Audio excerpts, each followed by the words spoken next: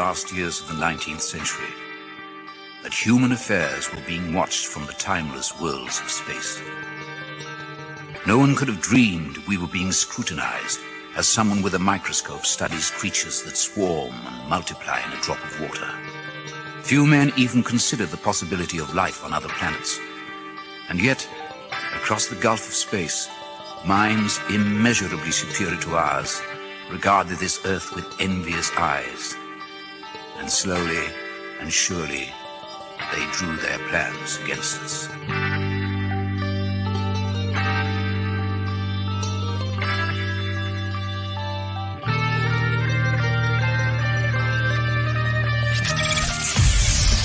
Broadcasting live from a tiny studio somewhere in North America. This is Dark Matters Radio Live. And now I give you your host, the silverback of ufology. Here's Don Ecker.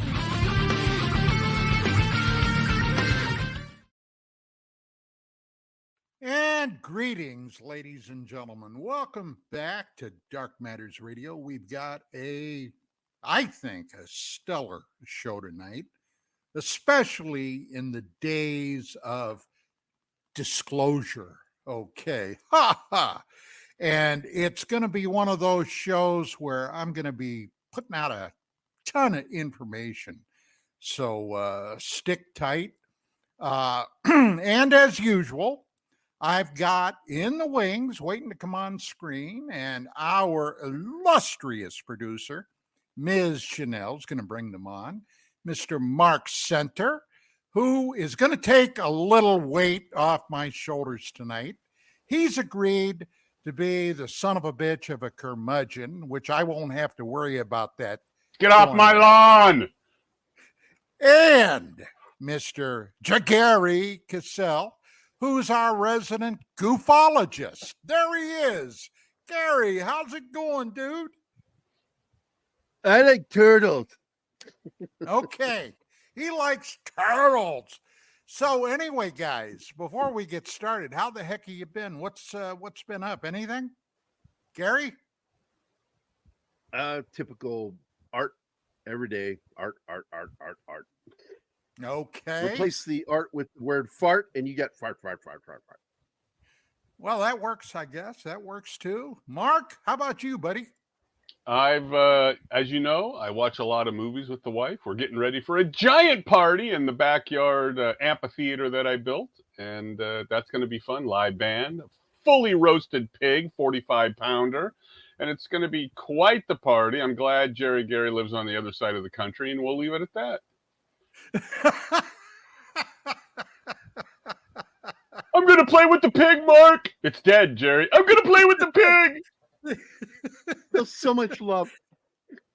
They're having a Hawaiian style luau pig roasted over an open fire. Yes. And people will be able to go in there with their Bowie knives and hack hunks off, right? Right, Mark? That's right.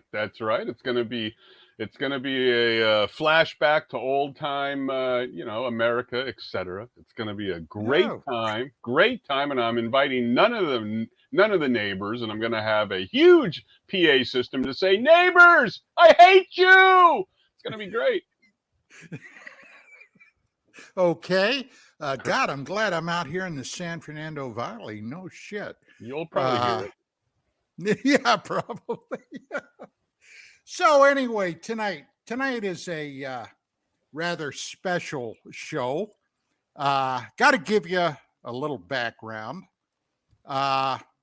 Here's the background. So roughly a month and a half, maybe a month and 3 weeks ago, maybe actually 2 months ago, my wife, Vicky, decided, it's springtime. It's time to do a little spring cleaning. So she starts rampaging through the place. Now, look, I'll be the first to admit it. I am a pack rat. Mm-hmm. I've got stuff here that I haven't basically looked at. I mean, I know where it's at, but I got stuff here I haven't looked at in 30 years. I'll give you an example. In my hallway, in a bookcase, I've got a crystal mug, beer mug, that I bought 40 odd years ago. Beautiful thing. And back in those days, I really got into the beer. And I was going to have, going to parties and stuff, I was going to have my own special mug. It's a nice sized mug. And all that kind of stuff. Show off. How do you like my crystal mug? But I ended up not really using it. And so I started putting little chitsies in there. For example, I've got, believe this or not, true story, my high school graduation from my graduation cap tassel in there. Okay. Oh, yeah. My high school tassel. What the hell am I going to do with that? I have no idea, but I got it. I got my dad's Zippo lighter. Now, he died in 86. Okay. He was a military guy. He's got his rank and all kinds of stuff on it. I saved it. I used it for a little bit. I still smoked back in those days. I quit smoking in 96. The lighter is in that mug in my garage. Now, I was in Vietnam. I was wounded on Easter Sunday, 1972. Okay. And I was wounded bad enough that they shipped me out of there. I ended up being shipped to, the Philippines, Okinawa, Japan, and finally stateside. About 6 months after I'm home, maybe 7 months, I get my Foot Locker. They sent it back from Vietnam. In my Foot Locker, I had an extra pair of boots. I had some other jungle fatigues, blah, blah, blah. And I had a bayonet in there. Well, they shipped that too. Well, I've got that bayonet. It's in my garage. I have no idea where in the garage, but I know it's out there. So, yeah, I'm a pack rat. So Vicky starts bringing stuff out. And she brought out some plastic cases, kind of like this size, filled with these. Do you know what these are? These are 3.5-inch floppy disks. Okay? Now, I haven't had a computer that could read a floppy disk since about 2001 or 2. Okay? So, my first computer was in 87, and it was a Tandy 1000EX. And it had one floppy drive, a 5.25-inch 360K. Now, if you don't know what that means, if you're much more recent, look it up. You'll be shocked. But it was an 8086 CPU. That means that if that computer would have been capable of churning butter, you'd have poured a bunch of whole milk in the urn, and that thing would be working on it all week before you got any butter. But at the time, it was marvelous as far as I was concerned. Well, I started getting a lot of programs and stuff, and those disks were invaluable because most computers then didn't have an internal hard drive, or many of them didn't. And the other thing was, they all worked on the MS-DOS system. Now, not if you were an Apple user. No, Macintosh, Apple, they had their own operating system. But there was no such thing as Windows in those days. Okay, so when you turned on your computer, you had to stick one of those floppy drives in it with the MS-DOS, Microsoft Disk Operating System. That's what it stood for. Turn your computer on. Then, if you had any programs, you would load them in from another floppy and you would start them from the command line. Okay. Now, that's how they worked back in those days. Well, I guess it was about 1991, 92. I read an article somewhere. This is when I was the director of research for UFO magazine, about this guy by the name of Ralph McGehee. Now, who the hell was Ralph McGehee? Well, he was a 25-year veteran of the Central Intelligence Agency. He was recruited out of Notre Dame in 1952, and he worked for the agency until 1977, okay? Now, this guy was a fascinating guy. At the very beginning, he was the epitome of a Cold War warrior.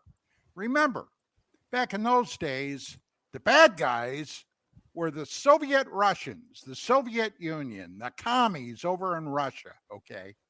Not to mention the commies in China. Well,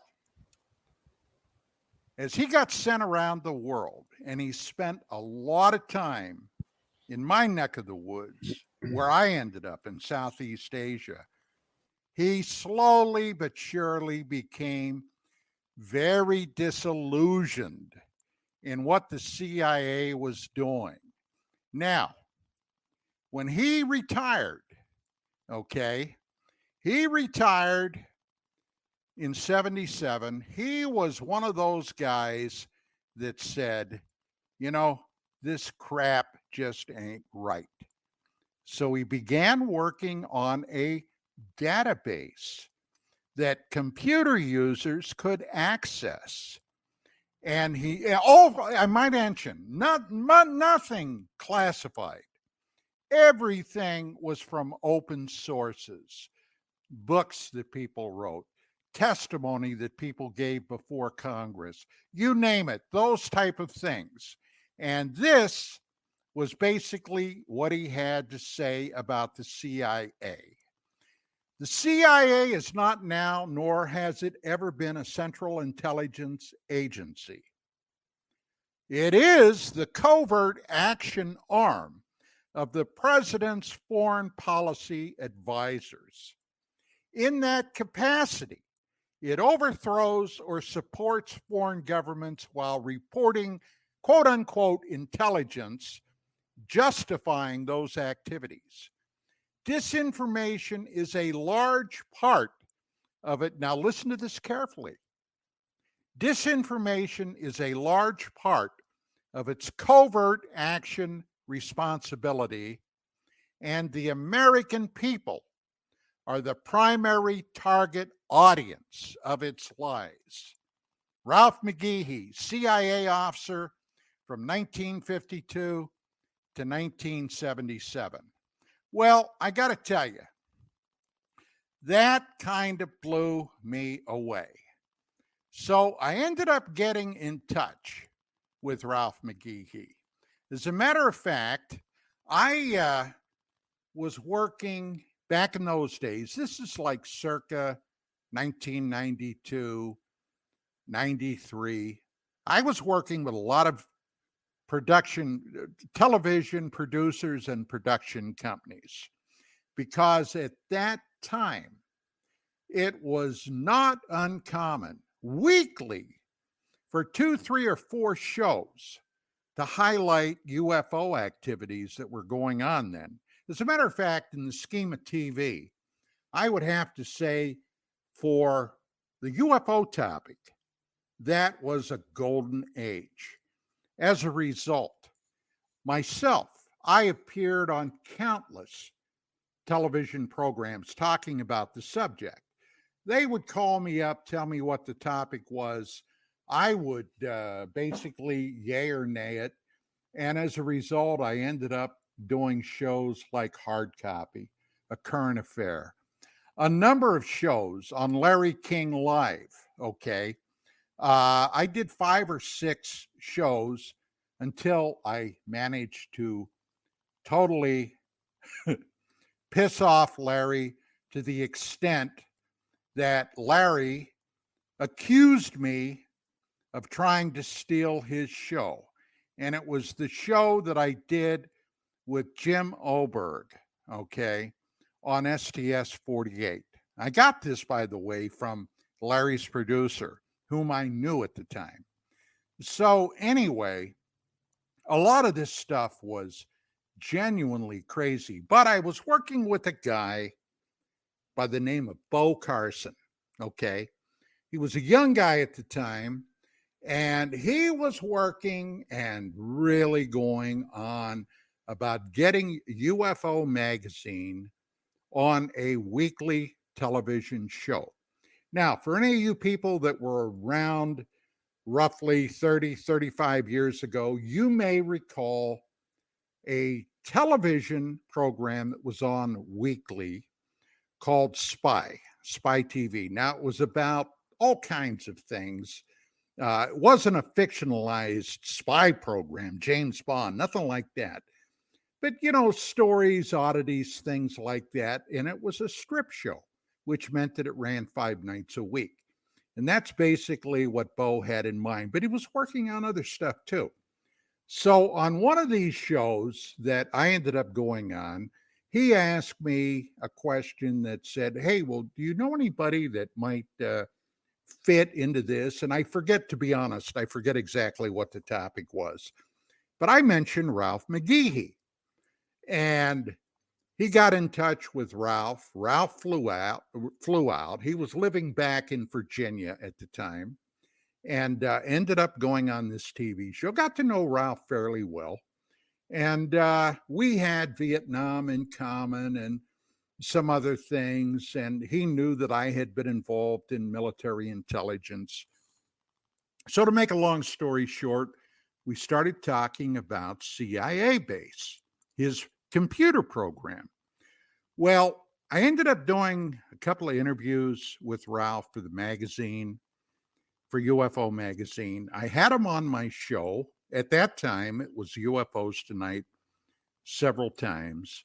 And he gave me a copy of CIA base. Now, I got to tell you, the stuff in there was mind-blowing. And I asked him, I said, well, what about the agency and UFOs? Do you have anything in there about that? And he didn't. I don't remember if he even had any references to the UFO topic. So, along with the Paranet computer BBS. Now, I got to give you a little background on what that was. This was eons, metaphorically speaking, before the internet. Okay? If you had a computer and you wanted to go online, chances were that you were either going to local BBSs, that means bulletin board systems, or there were pay services, okay, like CompuServe or America Online. And you could go on there for X amount of dollars per hour. Now, CompuServe copped my cherry going online, okay? CompuServe, now, something else I got to mention in lieu of what we're talking about here. In order to go online, you had to have what was known as a telephone modem. Now, at that time, all my computer equipment came from Radio Shack. The Shack got their hooks in me early, and I got to tell you, I did love those guys. I ended up buying a 300 baud modem.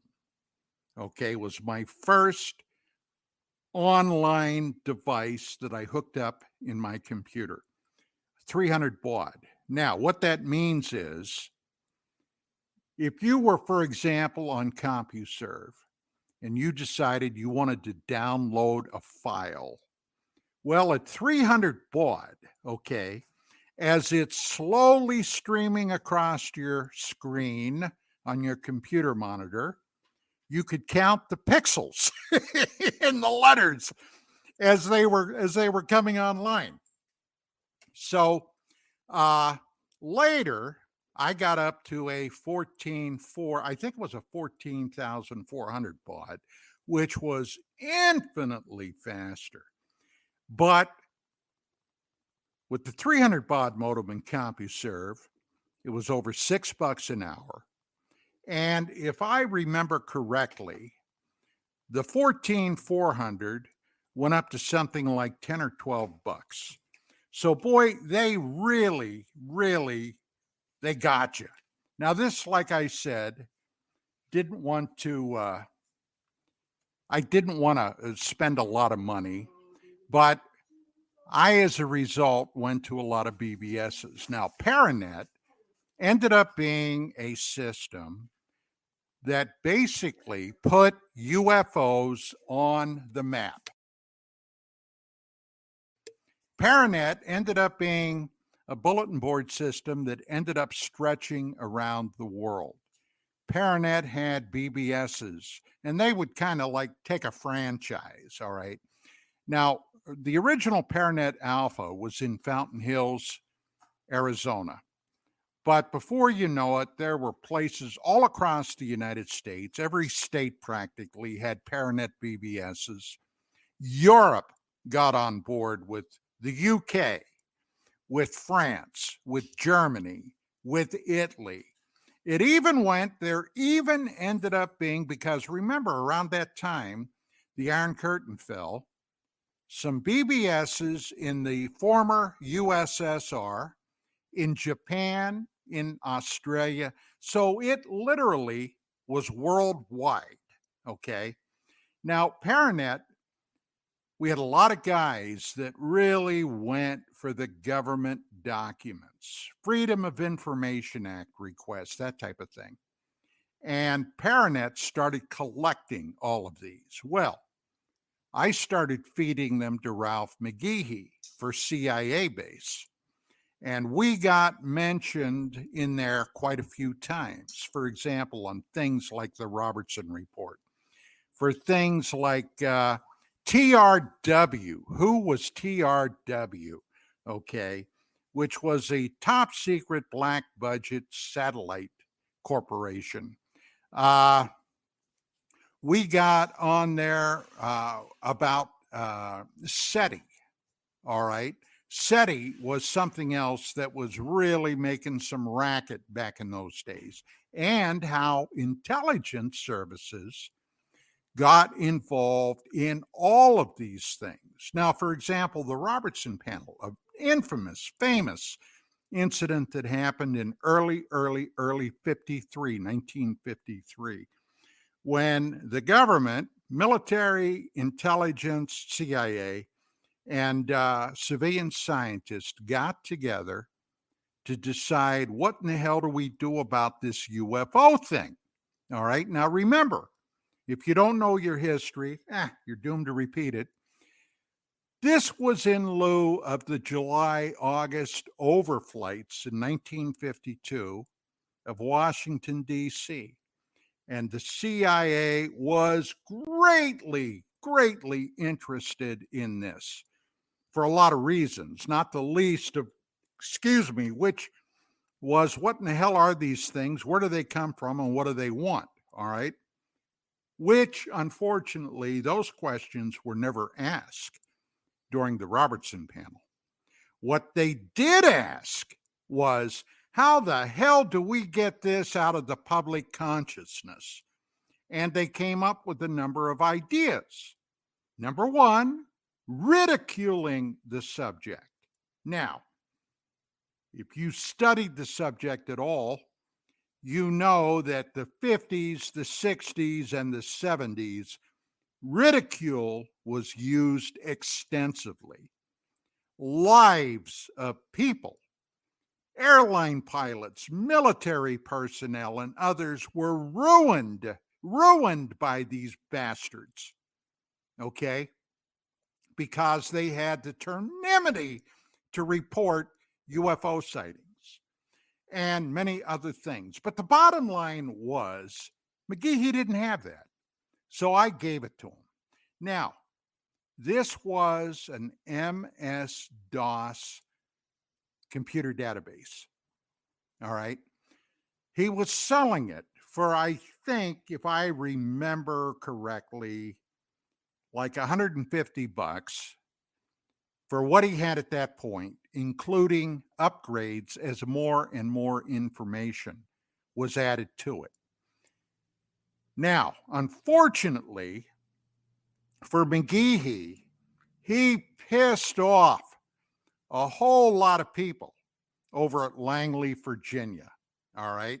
They were not happy about this. They especially weren't happy about the book he wrote.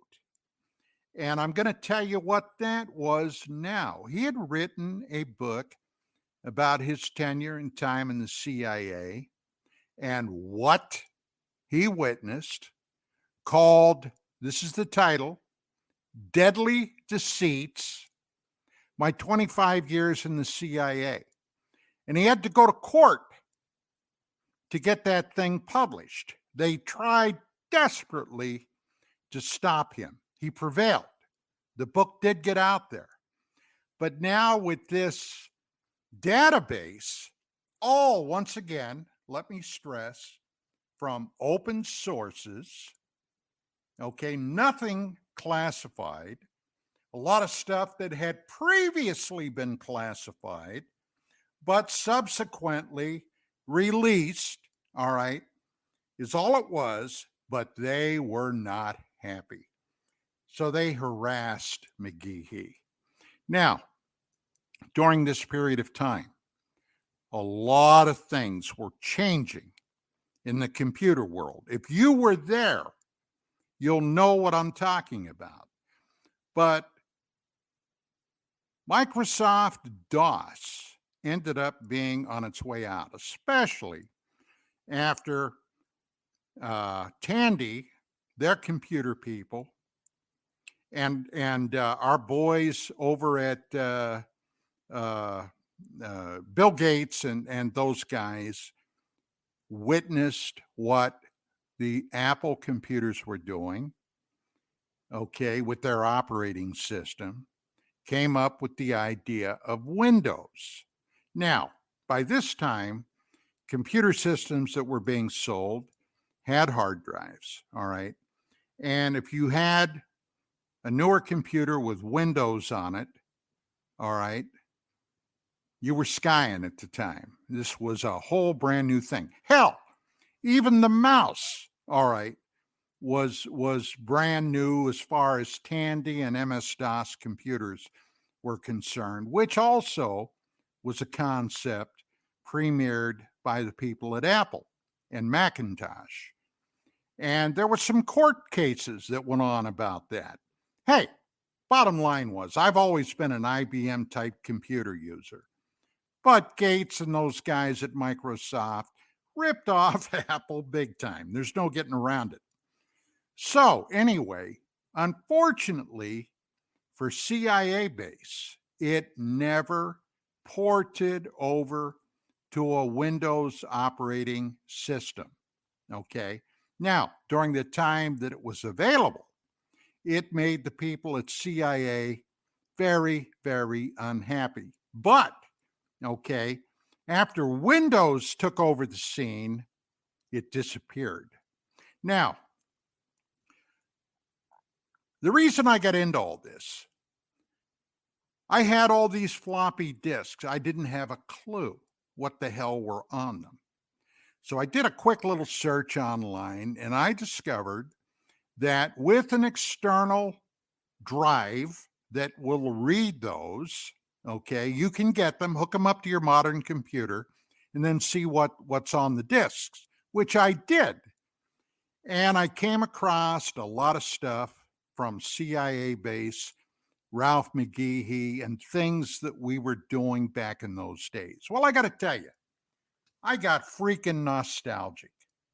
And I remembered what a great program that was. So I did an online search. If you go online okay, looking this up, CIA base, all one word, CIA BASE, you'll find all kinds of stuff about it. If you look up Ralph McGehee, okay, you'll find all kinds of stuff on him. But I was not aware that McGehee passed in 2019. Now, when I looked up his obituary, it said COVID, okay?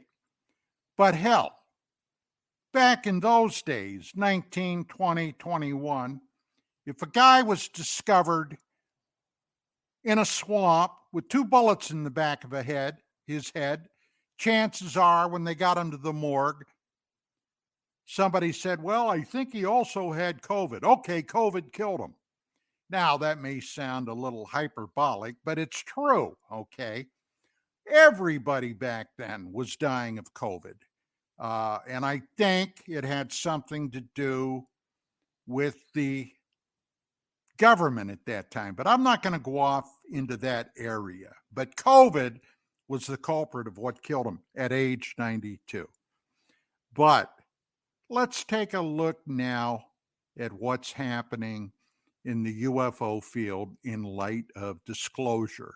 And we're going to be talking about some of that. But hey, I've been talking for practically a half hour here. Let's go to my guys, Mark and Gary, and see what, if anything, they may have to say about that. So Mark, you got any thoughts? I found a database. If your listeners would go to archive.org, go to archive.org and type in CIA base, they will find many ways to download the entire database, all of it. I downloaded a PDF of it, 28 megabytes. You can actually download executable files, and if you have your computer set up in such a way that it knows what to do with DOS, you can play the original program. So if you go to archive.org and look up CIA base, you can download the entire thing in many different formats. And I just did that. So damn, okay. Yeah. All right. You know what really shocked how about me you, bud? is that Dogpile still exists. I didn't know dogpile.com still existed, man. I used to use that back in the day. Because like if I wanted to find stuff, you couldn't find it on Google or Yahoo, so I'd go to Dogpile. It's cool. Yeah, still there. Yeah, they said on this old website to use what's that? Alltheweb.com or Dogpile, and I did click on Dogpile, and then this link came up amongst the other things, and I was like, wow, you can actually get the whole program and print it out or read it, do searches through a keyword search, all that stuff. So it was so important that geeks on the internet archive the entire thing. Over on the archive.org. So much stuff gets deleted up there. So I'd recommend doing it now while you can. After the CIA listens to this broadcast, they might try to delete it. Yeah, I'm sure they're listening to it right now. I'm sure no one is. I'm just saying one person in particular might be being watched by the CIA. I'm fingering his chin right now. Yeah. So Don, if you want me to send it to you, I can send it to you in a text format, PDF format, all kinds of formats. So at least okay, I'll talk to you after the show. 5,000 pages. No, he wants them on floppy. Can you put them on the 3.1 inch floppies for him? Yes, I can drop them on a zip drive for you. I only know how to use them floppies. Now, I know Mark, you were in there during the age of the floppy, weren't you? I started on the 5 1/4. Yes. Wow. How about you, Gary? Look, man, I was just stupid with computers early on in the 80s. Like my friends had them, and I could play video games on them pretty good, but I didn't know shit about it. It wasn't until I was in the Army and my wife then bought a computer so we could do work, and I started working on DOS, and I was like, "Oh wow, this is so cool!" You get a writing program, put it in the computer, log in through DOS. It was great, and Yeah. then computers got smarter once Windows came into the picture, and far more easier for. I hate to use this word, but we refer to ourselves as nettards because we understand how to use things like the internet, but we don't know how it works. It's all magic. Yeah, I And I Well, worked in I IT. I remember, Don, that before Windows, a friend of my mother's sent me a menu program, and then you could set the menu up with the titles of the programs, and then basically attach the executable to that. I gave it to Video Dave Aaron, and his brain exploded because he didn't have to go to DOS and type in dir / blah blah blah. You just like click, and it would open it. Oh my God, I don't believe it. Yep. well, I'll tell you, my computer, the first one I bought was a Tandy 1000EX. Now, at the time, I was a complete virgin. All right, when it came to computers. Oh, I had used them. We had rudimentary computers when I was a cop, but they had people that basically that was their job. Okay.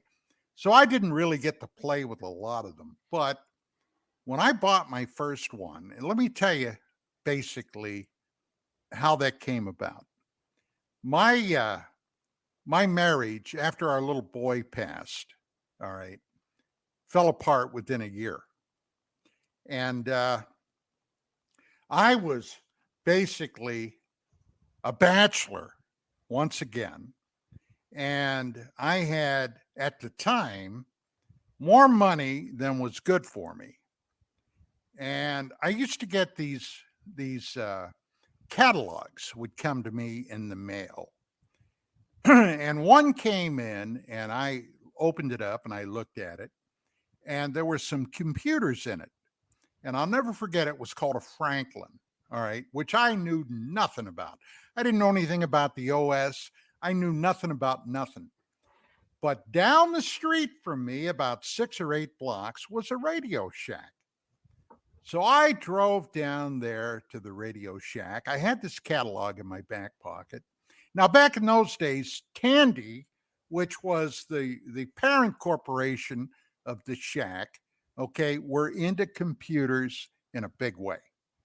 And the Shacks had all kinds of computers. So I'm walking through the front door and I see this big sign and it says computer sale. Well, later, I used my cop brain and I put it together, but they were coming out with a new 1000 SX, I think it was. And the EX, okay, was their little baby computer. And they were trying to unload the stock. That's basically what it was. So I went in there and I got this buyer's glow all over me. And I show this manager, he was a kid, all right. But I show him this catalog and he looked at it and he kind of sneered and he said, "Nah, That's a you don't piece want of that." crap. Exactly. He said, "You don't want that. Check this out. Why not?" Well, the operating system, and he went into this long diatribe, and I didn't have a clue what the hell he was talking about, but I looked wise and nodded. He said, "Now this is what you want." And he shows me this EX computer. And he starts talking about it. Oh, you do this and that. And it's got a built-in program where it's got a word processor and you can do, I forget now what the hell they called it, but it had all this stuff in this one built-in program, word processor, let's see, Card game. calendar, yeah, all kinds of crap. And he said, "That's cool." And well, what's it use? How do you start it up? Oh, that's MS-DOS. I think it was 2.01, if I remember remember Now, correctly. was this with the cassette tapes or after you had to load the No, cassette? You didn't. No cassette tapes. See, that's where I started with Tandy, cassette tapes. No. I All right. ended up getting later on their little what the hell did they call it? For $400 or $500. The little portable that you could carry around with you, and it worked from cassette tapes, all that kind of stuff. Right. As a matter of fact, Right. I got one in my office I'm back sure there. you do. Well, anyway, it worked on batteries. Okay, you Yep. didn't have to Yep. plug it in. So anyway, so I get all this shit, and it's got a 5.25-inch 360K floppy drive, and it had like 256K memory. So I'm asking, what does all this stuff do? Well, the 256, that the memory, when you want to run a program, the memory loads that into memory, and then it spits it out and it loads the rest in, blah, blah, blah. And I said, well, can you put more memory in there? Oh, yeah, you can go up to 640K. Woo! Well, he didn't have all the way up to 640K, but he did have up to 385K, I think it was. So I got that, and I bought an external 3.5-inch floppy drive that I had to take home and hook up to the box. Okay. So now I could run not only 5.25, but 3.5-inch, or 3.5-inch. They didn't have a modem yet. I got that a week later, a 300 baud. Mark, you ready? Mm-hmm. $100. Yep. $100 God, for a man. 300 baud modem. Okay. And I bought I bought a printer. Okay. The Tandy printer. Dot matrix. There you Dot go. matrix. Okay. So by the time I'm all done, I spent like, oh Jesus, like maybe $1,400. Okay. But hey, I'm single. Okay. If I don't want to cook, I eat ramen noodles. All right. Or instant rice. It doesn't matter to me at that time. And I load all this shit in my car. And he said, look, I'll come over when I shut the shop here and I'll help you hook it up, which he did. So we get home, get this thing hooked up. I got a box of floppies, blank floppy drives. Now what? What do I do? What do I do? Well, Exactly. You could go check porno on the internet. Yeah. Well, there was no internet. I know. Okay. I know. And even if there was, I couldn't get on the internet. I didn't have a modem. And everybody knows the internet was created to find porn. Exactly. Yes. So anyway, I get this thing home and I end up making a whole box of MS-DOS discs. So now, about 4 weeks later, there are software stores in town. Now, I'm going to tell you the name of my very first ever computer game. And that thing, and this is no lie, grabbed me worse than crack. Okay? Worse than crack. Uh-oh. I'm not kidding. It was called Starflight. All right? It was a game of space exploration. All right? Starflight. Now, my best buddy at the time, his name was Chuck. Okay? We were both Vietnam vets. His wife hated me after this. She really did. She hated me. I'm there. I don't know what she thought we were doing, okay, whether I had a half a dozen ladies come over to the house or what. We were playing Starflight. And one night, okay, he came over in the afternoon We start playing this game. About 5:30, the phone rings. I answer it. It's for Chuck. It's his wife. I hand her the phone, and I hear this in the background, right? And he handed me the phone back. I hung it up. He walked out of the door. Okay. And I figured, well, I ain't going to be seeing him for a few days. At 8 p.m., there's a knock on my front door. I answer it. It's Chuck. And he's got a box, not a bottle, a box of wine. Okay. He sets it down, get a couple of glasses out, and we're playing Starflight again. We played Starflight until 6:30, 6:45 in the morning. And I'm telling you what, this thing was badass. Check it out online, Starflight. From Binary Systems was the name of the group that made it. And if that's a game I could play again today, all these years later, I would. But I've never been a big gamer, okay? Never been a big gamer. But that game, oh boy, I'll tell you what. And it's legendary. I'm sure you guys have already looked it up. And Gary, did you look it up? It's Night Flyer, right? No, Starflight. Starflight. Starflight. I did research for you trying to find it that would play in a Windows, and there are some things that will play at the emulators and things. I'm not a gamer at all, so I'm not. Yeah, GOG's the one I've got, and it has it.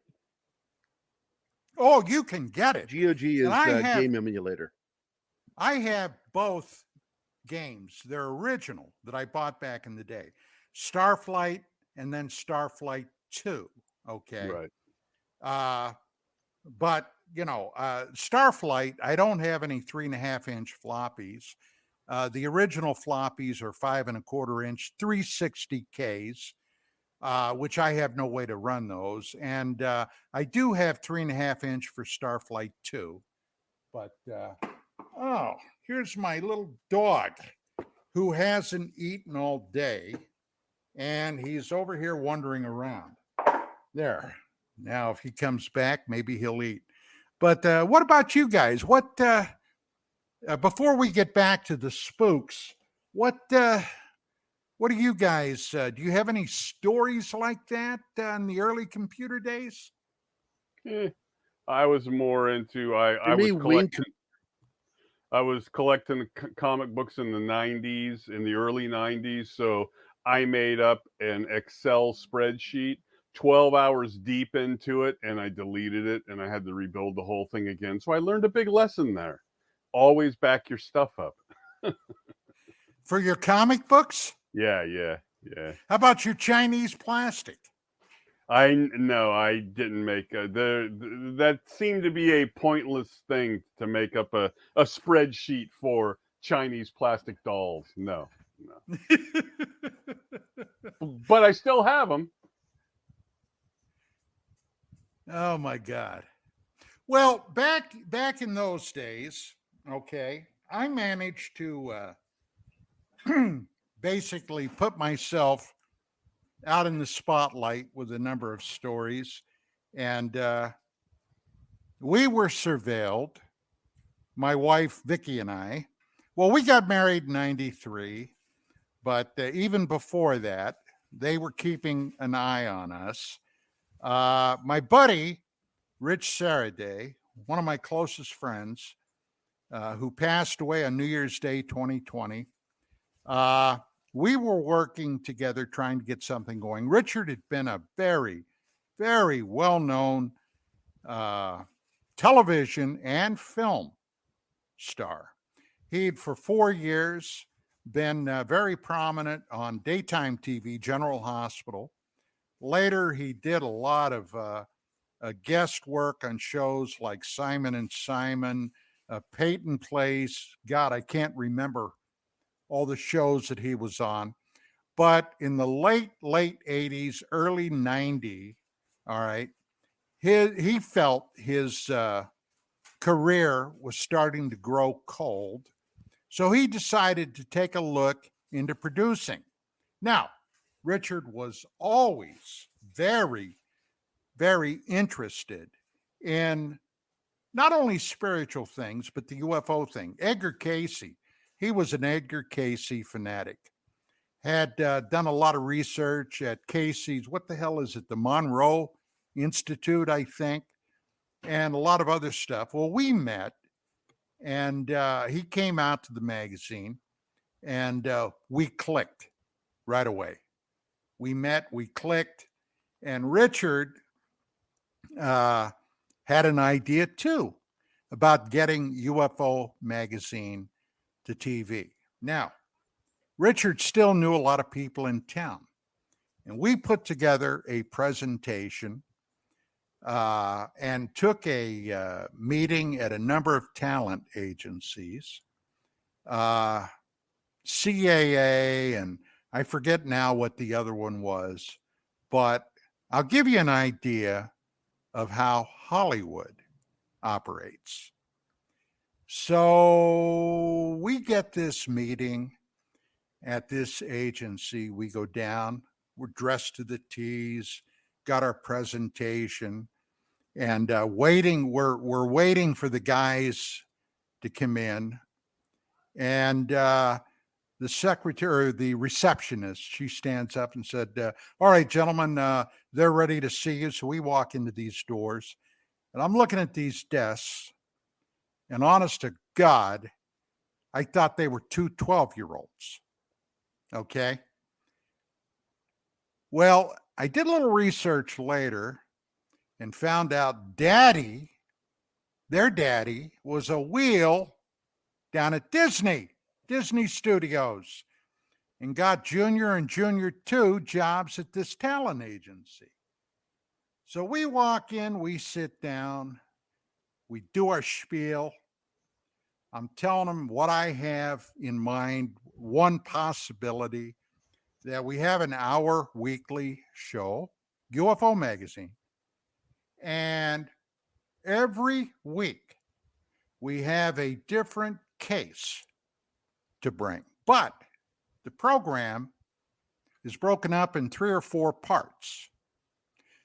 We'll have a case, we'll have a science thing, and maybe feature a personality. I forget now exactly what it was. But I'm talking about the science segment. I was very passionate about this. And I said, imagine, okay, here is our galaxy, the Milky Way galaxy. Now, just think, gentlemen, if we had a starship that could travel at the speed of light, it would take us over 100,000 years to go from one end of the galaxy to the other. And then I'm talking about stars, different types of stars and that kind of stuff. And honest to God, suddenly one of those kids, and to me they were kids, holds up his hand like he's in school. And I stopped and I said, yeah. He said, Don, I've got a question for you. Sure. What? What's a galaxy? And I stopped. And I looked at Richard. It's the space between your ears. I could not believe that. Oh God. So anyway, yeah, that's Hollywood. So I guess you didn't get the show. Yeah, it was above his head, I think. But anyway, so we were doing a lot of stuff, Richard and I. Richard was he was my solid wingman with this stuff. And when I broke the STS-48 show, okay, we went down to CNN and did that thing with I was here in LA Oberg was in Houston. Larry King was in Washington. That's the one, incidentally, where I stepped on my mail thing, okay, as far as Larry was concerned. And he, he accused me of trying to take a show over. But that was a big deal. Now, I thought at the time, and this is where I really got on the radar of some very pissed off Washington, D.C. people. This was a case where there's no doubt in my former military mind that that object was a UFO. And there's no doubt in my mind that something shot at that, okay? And there's no doubt that it was real. It came from the NASA feed, all right? Now, we had a guy, okay, back in D.C. who was involved with some intelligence operations. So I'm still not sure exactly what he was. I think he was a spook, but I don't know for who. But I'm Break time. convinced he was a spook. I'll pick up there when we get back. Hey, this is Dark Matters Radio with Mark, Gary, myself, and we got a lot more coming up, so stick around. Here we are. We are back. And Gary's there. Well, I guess he's there. Gary, you I'm off here. at the bathroom or? Oh, okay. No, I got Mark is there? I've got video problems, so I have to stop my camera. Okay. So anyway, to get back to my story, so it must have been 2 days after I did the Larry King show, and with STS-48 and Jim Oberg. Now, before the show, because of the scope of what this video showed, I was sure, convinced beyond almost any shadow of a doubt, that we would hear from news organizations around the world. You got to remember, CNN and Larry King Live literally spanned the globe, okay? And every show toward the rear of the program, he would take calls from all over the globe. Well, first day or two, we didn't hear a word from anybody.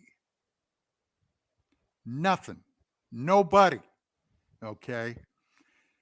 So I get a call from our contact back in DC. And this guy says, well, since you've been on the show, what have you heard? And I told him, I said, buddy, we haven't heard a word. Nothing. He said, really? Oh, okay. Well, makes you feel any better. I can tell you this much. You really pissed off a bunch of people in the Pentagon. And I said, really? No kidding. How do you know? Well, I talked to some people. Really? No kidding. He said, yeah, but that's not all. And I said, okay. He said, you know that live link from the NASA shuttle that came down to Earth?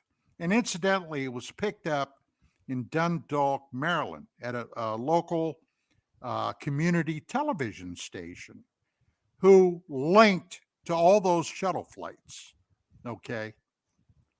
And it was just at the time, it was an automatic thing. You could set up your TV station, pick up that signal. The signal came down, and it was no great shake to do that. He said, well, that live feed has since been encrypted. And I said, encrypted? Really? Oh, yeah. And I said, well, what rationale did they use? He said, well, after your little appearance on Larry King Live, the rationale they're using is to keep the astronauts' medical files secret. And I said, are you serious? He said, oh, yeah. So, ladies and gentlemen, since June of 1992, everything you've seen from NASA has had to pass scrutiny, be it lifetime or, broadcast shot. They go through, and if there's anything in there that shouldn't be there, they take it out. And think about this. If you are one of those people that like to keep an eye on the live feed from the ISS, the International Space Station, how many times have you been watching that when something will fly into range of the ISS and they suddenly lose their signal? Or one of the astronauts will go up and stop the camera. Oh, yeah. Well, you can thank me for that. That was actually my fault. Well, also, Don, it's so funny that, and I'll tell this thing again, that every so often Oberg, and you can do a primer for the public if you want on him, but every so often Oberg would chime in on Facebook when you would either poke him or post something that would inadvertently poke him. And then he would come up and yada, yada, yada, yada, yada. And I made up a bunch of memes and I started to post those at him saying, Oberg won't debate Ecker because he's a little baby and he's a snowflake. And Oberg comes back to me and says, well, he's got control of the microphone and he'll just cut me off. And I said, show me one example of that, James. One example ever of him shutting anybody down. Crickets. So not only do they decide to not show the medical records on screen of the astronauts or them taking a crap on screen or whatever their excuse was, but Oberg has been non grata with you ever since. He will not do more than just do a little bit on Facebook and text and then he runs away. So that tells you a lot right there. Well, I did have his lunch on that show, but here's the thing that I was getting at. I said that Larry King went around the world. Okay. Now, this was a big show. Okay. What it showed in that video. Now, look, King was in DC. I know, anybody with a half ounce of gray matter knows that they dealt with everybody. They dealt with lawmakers. They dealt with, I guess, the trash people. They dealt with intelligence. All right. They dealt with NASA. NASA was not happy about this show. Not even a little bit. And the bottom line was, okay, during that end of that broadcast, they only took 2 phone calls. They took one from a guy by the name of O.H. Bond, who I believe at the time was in Alabama, working as a contract engineer or scientist for NASA. The second call they took was from Vincent DiPietro, another NASA contract engineer. And both those guys tried to diss They were this set up. video. Yeah. Of course. Of course they were. It's just frozen pea, don't you know? It's frozen But- pea. But here was the thing. O.H. Bond, I didn't know. Vincent DiPietro, I did know. And what I found out through my contact that originally put me onto this video, a guy, a UFO researcher by the name of Don Ratch, was this. When this came down from space, Ratch contacted DiPietro to come over and see this. And DiPietro was shocked to his core. DiPietro then, contacted this guy. Maccabee. God Bruce bless Maccabee. his soul. Bruce Maccabee. Now, Bruce Maccabee was a naval optical physicist working for the government. By the way, he was the only guy, high profile UFO scientist that could basically do anything involving UFOs and never catch any blowback, as opposed to people like Don Berliner, who worked for a civilian agency for the Army, who used to get routinely excoriated if any of his UFO interest leaked out into the public. Not Bruce, okay? Now, it just so happens that Bruce, the day that I received, Bruce lived in Maryland, the day I received the video in the mail, and I had talked to Don Ratch. This is just another example that we were being surveilled, by somebody in the government, somebody, probably the CIA, because Maccabee, as it later turned out, who was also sitting on the board of the Fund for UFO Research back in DC, routinely would go over to CIA headquarters once or twice a week to have lunch and chat with the boys. Okay? Now, I got him on an interview talking about that. And several years ago, before Bruce passed away, I had him on my show, and I asked him about the story that I'm going to tell you right now. The day I got that video, I called up several of my friends who are all friends of UFO Magazine, told them what I had, and I said, look, I haven't seen this yet, but I have been told this video is a freaking mind blower. You want to come over and watch it? Yeah. So I'm planning, we got some coffee cake or something there. We put on a couple of pots of coffee. The phone rings, and I answered. It's Bruce Maccabee. Now, I got to tell you, Bruce and I were not tight buds. We never went out once and had a beer together. We never went out once and chased the night owl. Nothing, okay? I knew Bruce Maccabee only in passing.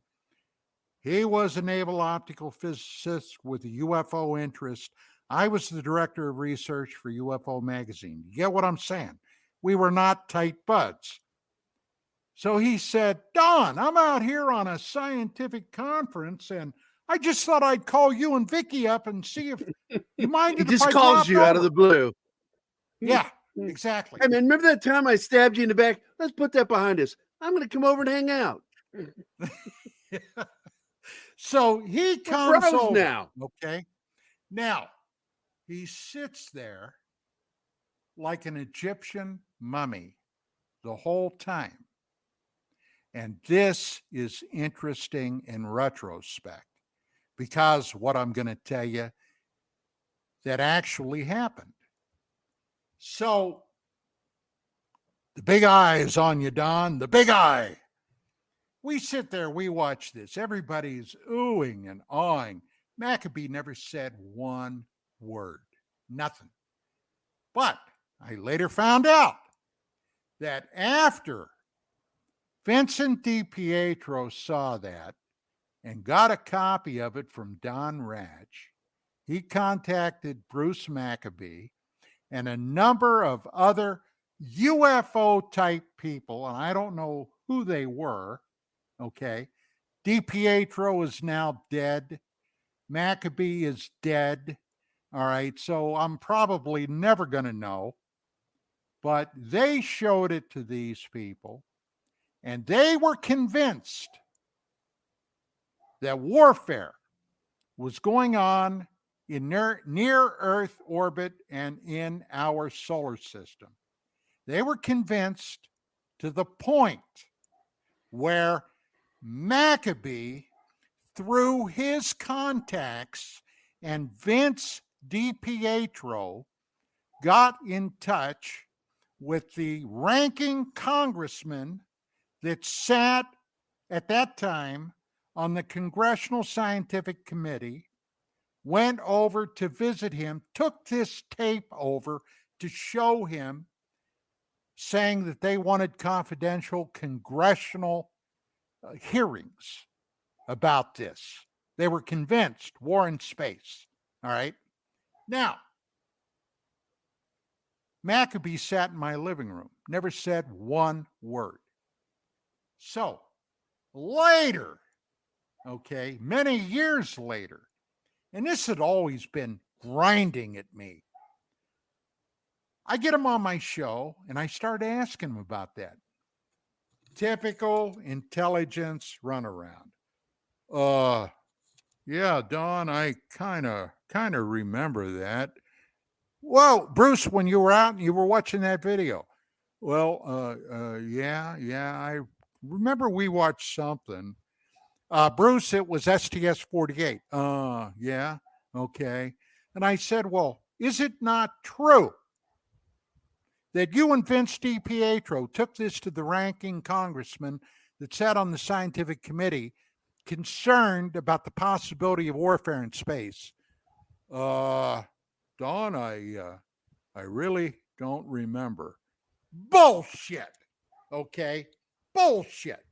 So that told me right there that I was on the right track. Now, when I wrote my disclosure paper, both you guys read it, okay?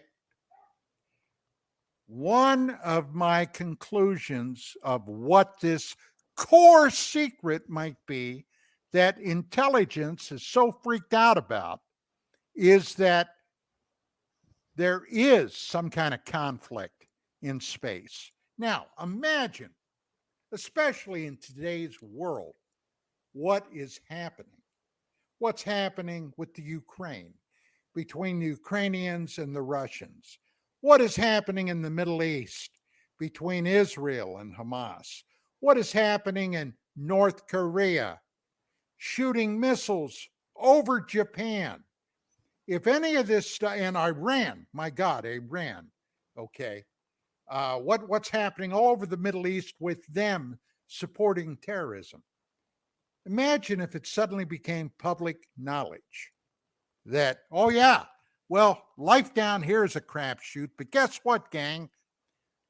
Up there, it ain't much better, okay? Imagine that. So that is one reason, I think, why there is a core secret and why to this day, the intelligence people, CIA, NRO, NSA, DIA, the whole alphabet soup are bound to determine this will never become public knowledge. And I think, Don, that this, where some of these guys are afraid to talk to you, they'll go, yeah, I'll talk to Don, and then never answer your calls or show up. I think they're afraid that you're going to expose this stuff and expose some of the things they're covering up.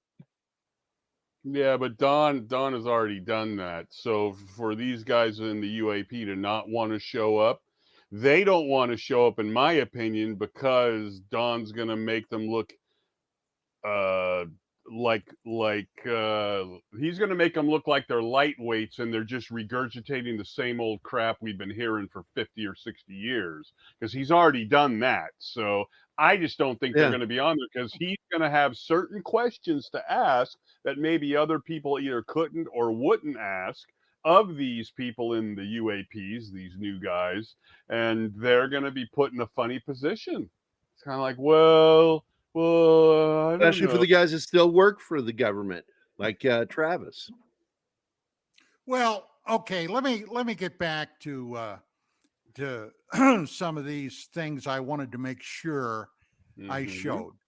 In April of 1994, okay, at that time I was real tight buds with Dwight Schultz, okay. You know him as Howling Mad Murdoch, the crazy helicopter pilot on the A-Team, Lieutenant Broccoli on Star Trek The Next Generation. Broccoli. Broccoli. So anyway, I get a call from a producer I knew over at Hard Copy. And he said, hey, Don, he said, I got a question. He said, there's this guy down in Roswell, New Mexico.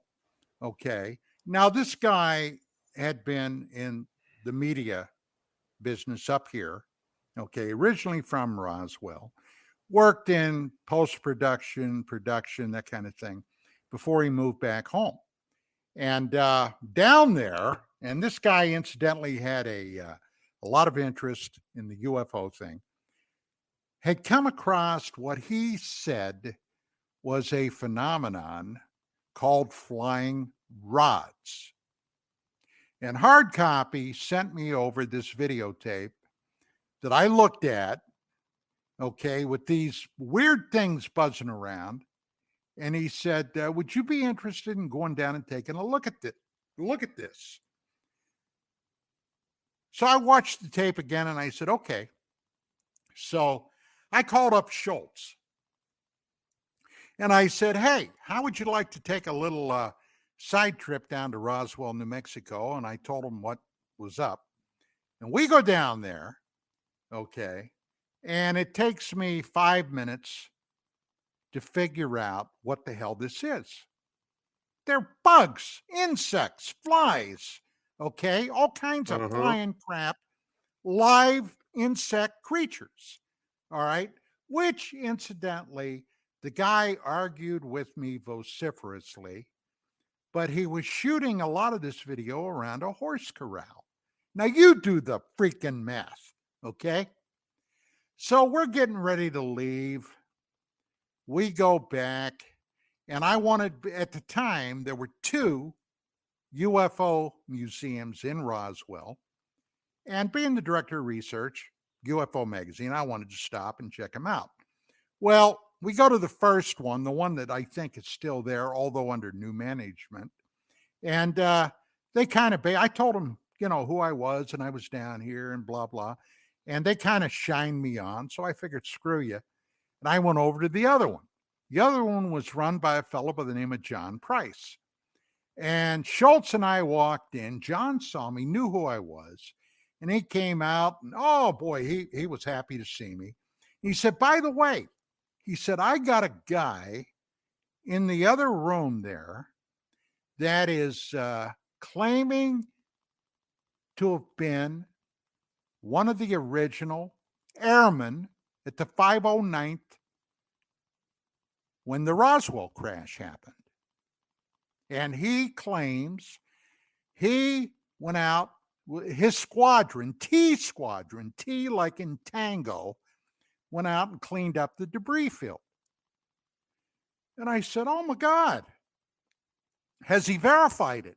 He said, well, right now, he said, I have a photocopy of the 509th annual, like a high school yearbook, only it was all these GIs, okay? He's looking for his photograph. So Dwight and I go in. I meet the guy. He's a gentleman by the name of Thomas Gonzalez, okay?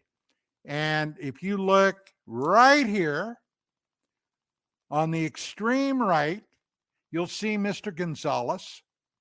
You'll see me on the left, you'll see Dwight standing up, bending over, while he's looking for his photograph. Now, it's a hell of a story. We were there for a while, but our time to leave, okay, our air flight was getting ready to leave. So we had to hustle it up and get out to the airfield. Now, they only had like a community airfield there. They didn't even have radar at the time. And you'd fly into Roswell and out of Roswell basically on puddle jumpers, okay? So we get out to the airfield. I said my goodbyes to everybody. Dwight said goodbye. We go out to the airfield, and big problem.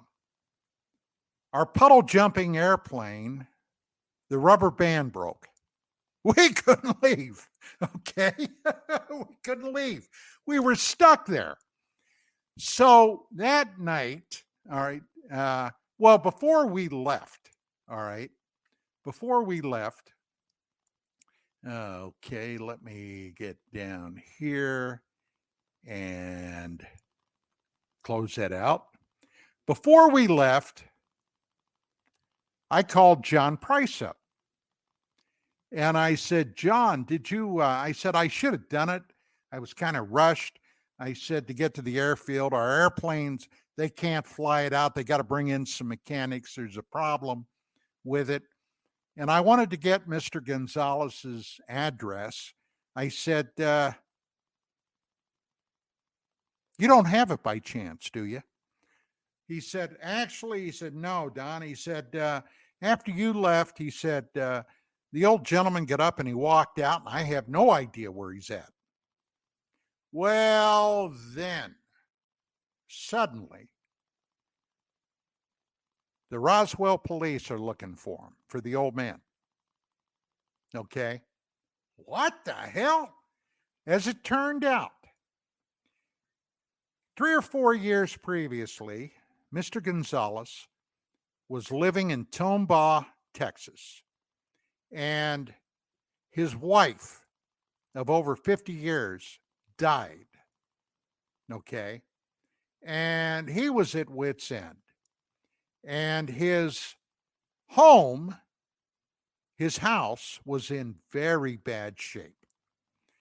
And either the city or the county in Tomball, Texas, came out and red tagged it, which meant he had to move out. But here was the thing, okay? Mr. Gonzalez had told me when I was still there at the museum that he was one of the guys that had been sent out to help pick up all the debris from the Roswell crash, okay? And while he was out there, he pocketed a piece of wreckage in his pocket. And he claimed he still had it. And he encountered 4 bodies. 3 of them were deceased.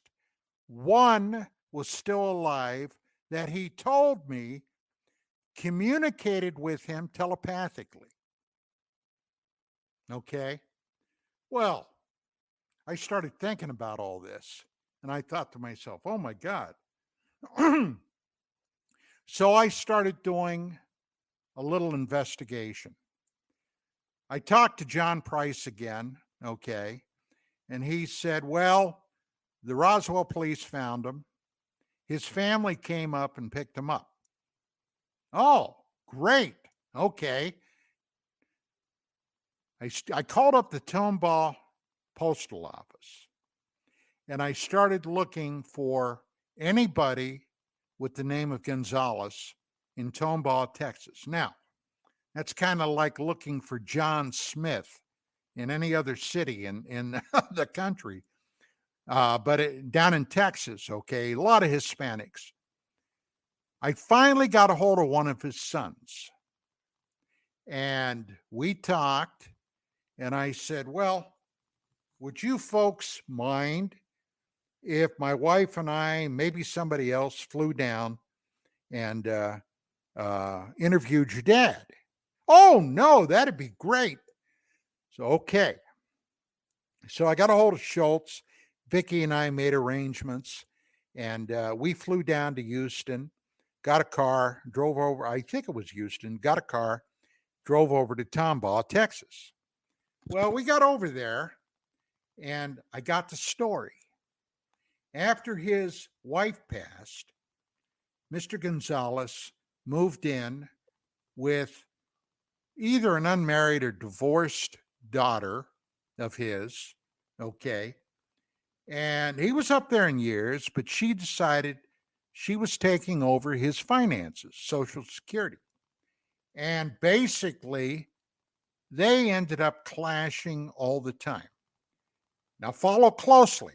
At this time, film producer Paul Davids, longtime UFO aficionado here in LA, although he's no longer here in LA, he moved to Arizona, was doing a number of different films, movie projects. One of them ended up on Showtime called Roswell, okay, about the infamous crash starring Kyle MacLachlan, okay, as Jesse Marcel, and Charlie Sheen's dad, Martin Sheen, as the secret government guy.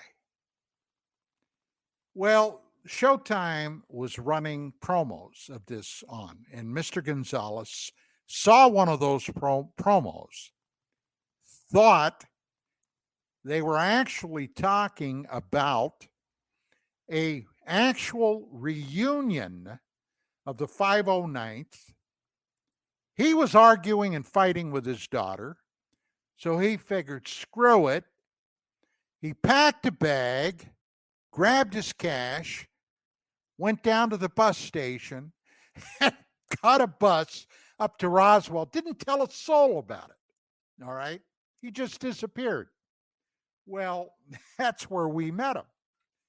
Well, after all this. So he was on the run when you met him. Oh, yeah. So I talked Oh my to God. him. I talked to him. And he said, well, he said, I brought the Rock back with me. And I said, you what? Well, the Rock. I call it the Rock. What is it? Oh, well, it was a piece of the debris field. And he set me on my heels. And I said, oh my God, are you serious? Yeah. He said, well, ask my kids. I used to have it lying on top of my TV set. He said, I think one of them got a picture of it. Well, the sons came in, and I asked them about it, and they dug out a picture from Christmas, God only knows how many years before. There was a Christmas tree in the background, the TV set, and this clump of something sitting on top of the TV. And he said, yeah, that's it right there. Dad always called it the Rock. And I'm looking at it, and I said, my God, where is that? Now imagine an actual piece of debris from the purported flying saucer that crashed at Roswell. So, Dwight, Vicky, and I said, well, do you think it could still be in your house? Maybe. We went over to his red tagged house and spent an entire day crawling through that thing, looking for this. Never found a damn thing. So we got done, went back to the motel. We all had to take a shower, get deloused and defleet. It was a hell of a thing. And next day, we went back over to the house, and, well, we didn't find anything. And then the old man said, oh, well, maybe it's in my storage locker. Well, there was the next problem. His storage locker. The keys were held by his daughter, who wasn't at that point talking to the old man. So one of the brothers called her up and told her what was up and asked if he could come over and get the keys. No. He begged, he pleaded with her. I better watch my tone. Anyway, she said no, she wouldn't do it. So, for all we know, guys, there was a piece of a flying saucer in a goddamn suitcase down in Tomball, Texas, all right, in a storage locker with a lock on it, and the woman would not come up with the key. That was the end of the story. I don't know. But I did get him on videotape. I took my camcorder down there and filmed him for like an hour and a half. So there is that. But hey, I'd love to see that. Yeah. Do you still have it? Oh, yeah, sure. Of course I do. Absolutely. Oh, we got to show that on the show. Oh, we have to show that on the show. There will only be short. I couldn't show the whole thing. Only be short clips from it. But yeah. Now, one thing else that I want to mention. Almost all of those men that were there at the time of the event, whatever the event was, okay, later experienced what can only be described as classic PTSD. Mr. Gonzalez, before I left, told me he had carved some figurines of the bodies he saw, including the one that was still living. He called them moon men. He said the moon men. This is what he carved and gave me. These are, well, supposedly the aliens. Okay, what do you think about that? I still have them, of course, but this was he was very emotional when he talked about that. But anyway, a lot of these guys, okay, after Roswell, became alcohol abusers, a lot of them. And Mr. Gonzalez was no exception. Jesse Marcel became somebody that drank to excess. A lot of them did. So whatever happened down there, okay, it affected them for the rest of their lives.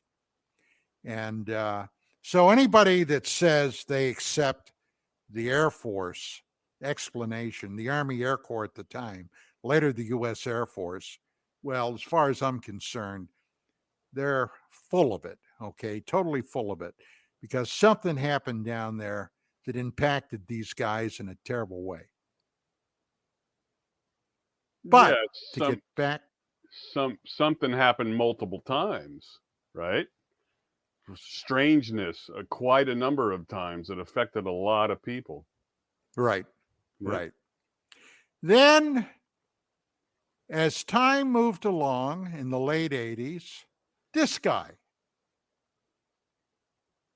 became a worldwide sensation. So that's Bob Lazar. So that's a 12-year-old boy right there. Yeah. Bob Lazar. Okay. Richard Saraday and I went down. We've been down to his home a number of times. But I interviewed him there, got him on tape.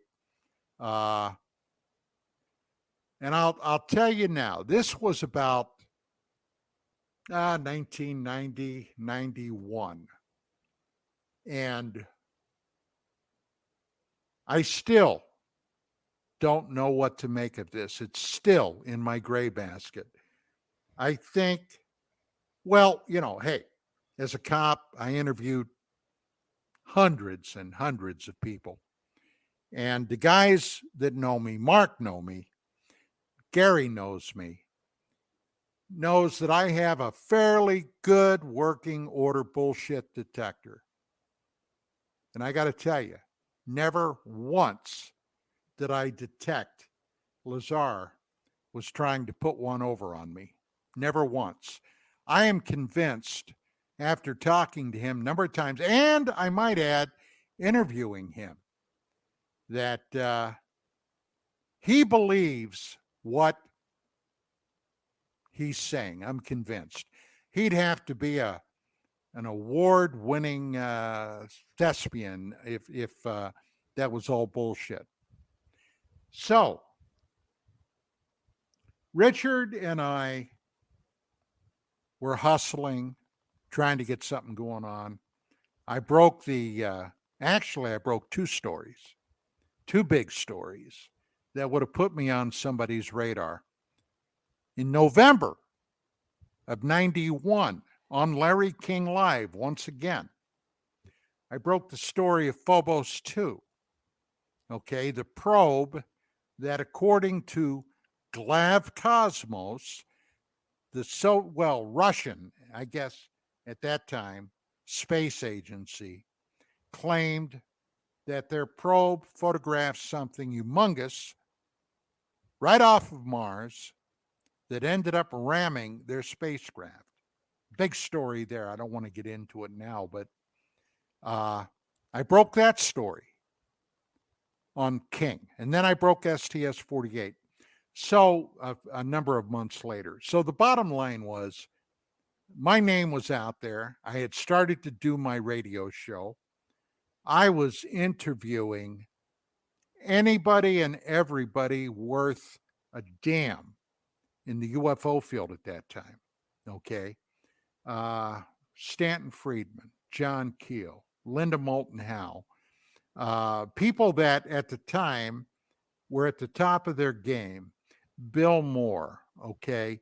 I could go on and on. Hell, I'd have to sit here and think about some of the people that I interviewed. Even Robert Wise, an Academy Award-winning film director, the guy that brought us The Day the Earth Stood Still, The Sand Pebbles, the Andromeda Strain, Star Trek, the first motion picture.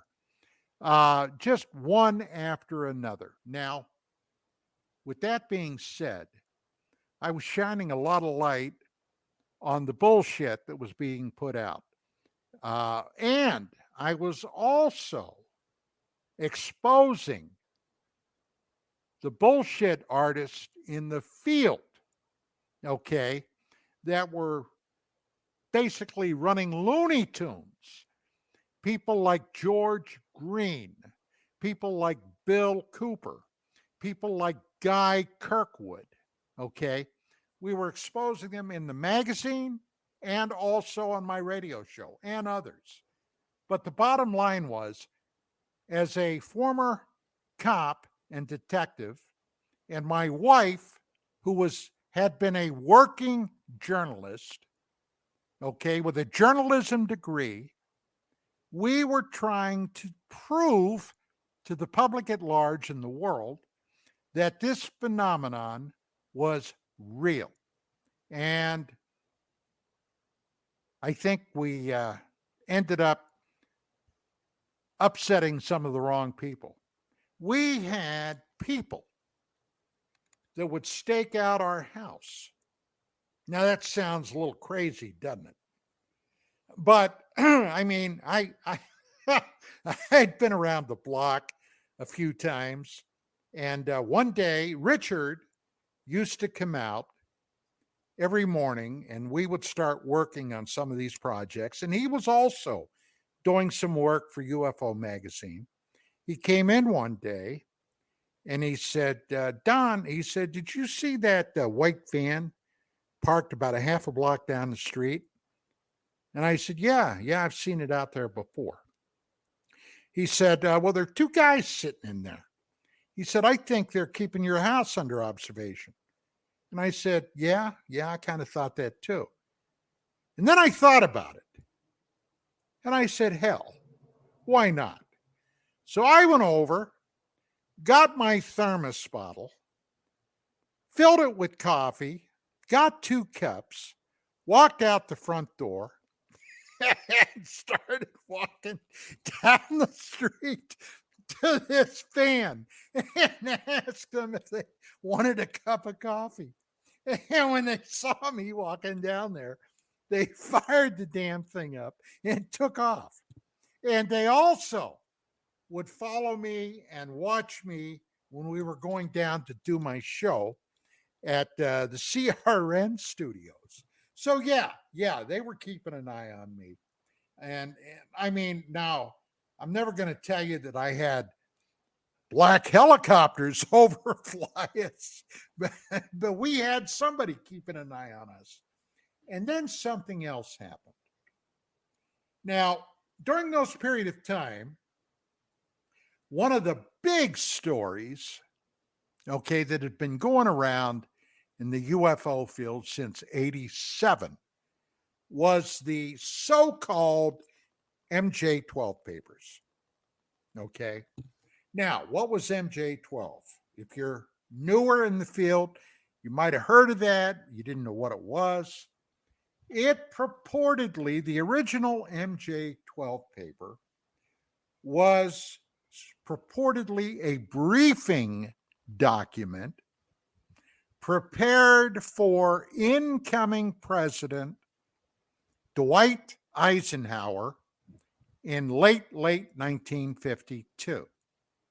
Eisenhower took the Oval Office in January of 53. Okay.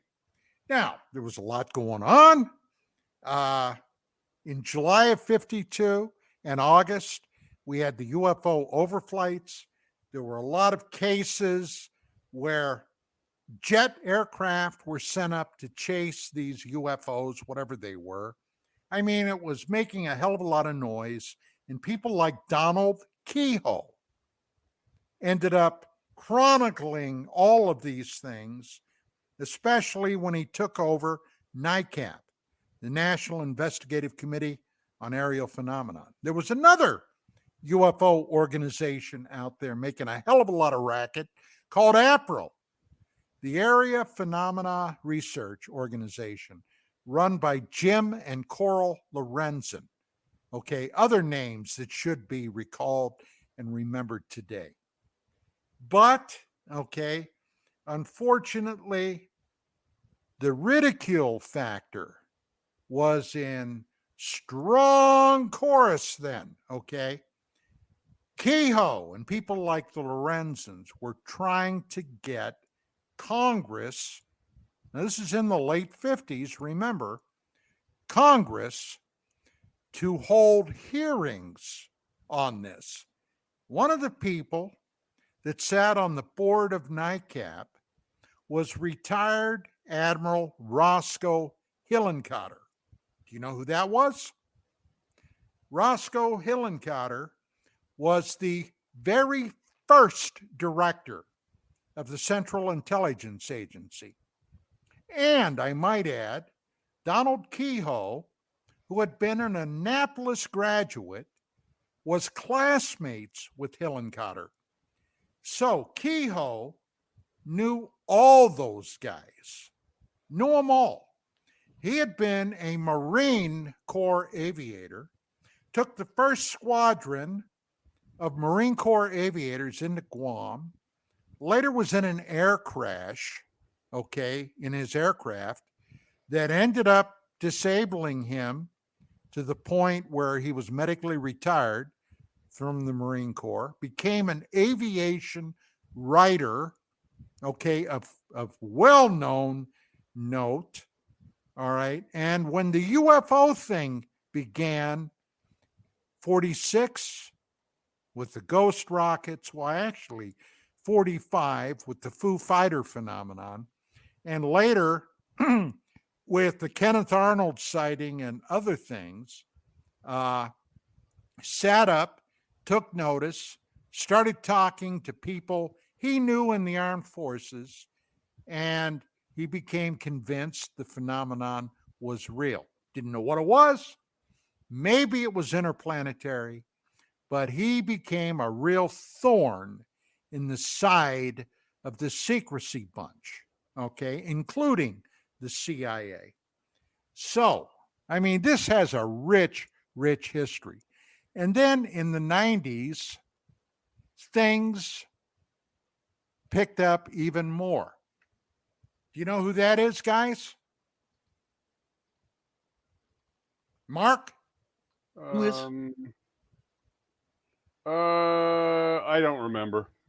Ingo Swann. That's right. I've got his book. I've got his book. The man who designed the protocols for the Stargate program.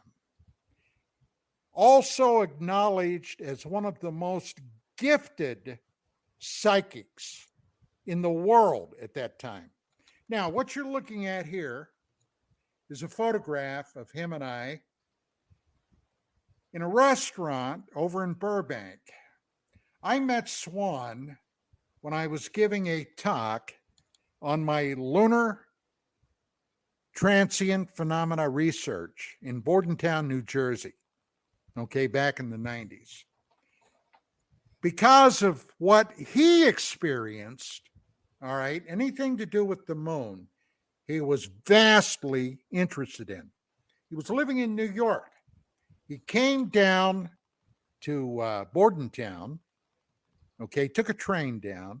We met, became friends, stayed in touch, and several years later, I got a call at UFO magazine from a friend of Ingo's that said, "Hey, Don," he said, "Ingo's going to be out here on the West Coast seeing some family of his that live out here. And he wanted me to call you to find out if you'd like to go to dinner, you and your wife." And I said, "Oh, God, yeah, let me know when." So we arranged it. We ended up going to a little Italian restaurant over in Burbank. It was fabulous. We ended up spending about 4.5, 5 hours there for dinner and talking. I questioned him profusely about his book Penetration, and he really bored into my lunar research. And I'll tell you what, that's a night that it's unlikely I'll ever forget. But Ingo had been on the forefront of just about every intelligence agency on the damn planet. And because of his abilities, because of his, his book, and what the remote viewers had to say about Ingo. Now, it's a shame that he died a number of years ago. He was a fascinating guy. When I did my research producing on Aliens on the Moon, The Truth Revealed back in 2014, I tried to get Ingo to come on. He was, at the time, in poor health, and he declined, which was very sad. Although we did manage to get Vito Sicari on. But this was a guy that knew where many, many of the intelligence bodies were buried. And it was a sad, sad day when he passed on. You know, I've been talking so damn much and so damn long. I don't want you guys to think that you're just here, you know, to be eye candy. You got anything to say, to question, to comment on? I mean, come on, guys. I can't speak for Mark, but I don't have half the interesting life you've had. So I've been listening and just engrossed in your story. I wish I could have met someone like Ingo in Swann. that database, I sent the database in the PDF format to you and Jagari, so you can go ahead and download it. Before you added to it, or after you added to it, but irrespective to what you helped add to that database, did it help you either confirm or find other things to look into? because Oh my of that God, database. yes. Oh my Well, God, yes. okay. Oh, Well, oh my. we've only got a minute, so maybe you could, in the next show, you could bring like your top 2 or 3 things that you garnered from that database since it's available. Yes, there's something else before we got to close up shop. And I want to real briefly Is that mention it. George Knapp? What you're looking at is a photograph of the Disney Orlando UFO Symposium that I hosted by the Disney company, purportedly. Bullshit. It was a CIA op from top to bottom. But Kevin Randall. this was January 1995. No, I mean, they even internet. give you your award clandestinely in the hallway, away from everyone else. Yes, let me tell you that this, was first class in its presentation. Everybody was flown in. I You had about gotta a go. dozen, the top UFO researchers. Just a minute, Mark. All I had right. about a dozen, and not one penny was spent for promoting this by any entity at Disney. It was strictly for CIA or intelligence agents to come in and listen to what the UFO guys had to say. Hey, that's Great it for photo. tonight. We're out of time. I wish I had another half hour. I don't, but we'll see you next week. Gary, Mark, thank you guys so much. And we'll see you in a week. UAP, Thursday night. We're going to have another hell of a show. We're going to be talking about intelligence, maneuvers, and machinations. Hope you can join us. We'll see you then. Good night. God bless Sam and Dean Winchester.